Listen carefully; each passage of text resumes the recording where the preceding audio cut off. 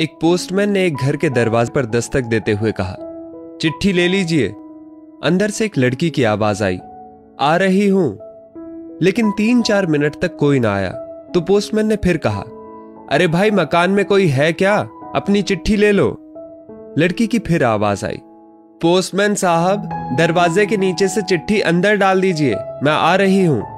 Postman ने कहा, नहीं, मैं खड़ा हूं, रजिस्टर्ड चिट्ठी है, पर्ची पर तुम्हारे साइन चाहिए। करीबन 6-7 मिनट बाद दरवाजा खुला। पोस्टमैन इस देरी के लिए झलाया हुआ तो था ही और उस लड़की पर चिल्लाने ही वाला था, लेकिन दरवाजा खुलते ही वो चौंक गया। सामने एक अपाहिज लड़की बैसाखियों के सहारे खड़ी थी। पोस्टमैन चुपचाप पत्र देकर और उसके साइन लेकर चला गया।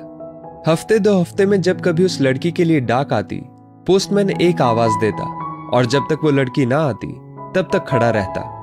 एक दिन उसने पोस्टमैन को नंगे पांव देखा। दीपावली नजदीक आ रही थी। उसने सोचा, पोस्टमैन को क्या उपहार दूं। एक दिन जब पोस्टमैन डाक देकर चला गया, तब उस लड़की ने जहां मिट्टी पर पोस्टमैन के पांव के निशान बने थे, उन पर कागज रखकर उन पांवों का चित्र उतार लिया। अगले दिन उसने अपने यहां काम करने वाली बाई से उस नाप के जूते मंगवा लिए।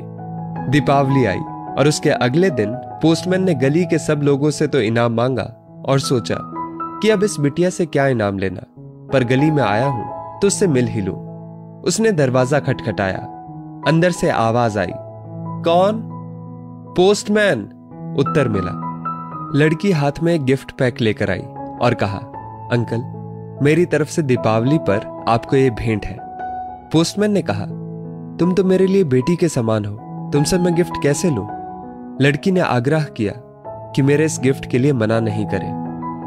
ठीक है कहते हुए पोस्टमैन ने पैकेट ले लिया। लड़की ने कहा, अंकल, इस पैकेट को घर ले जाकर खोलना।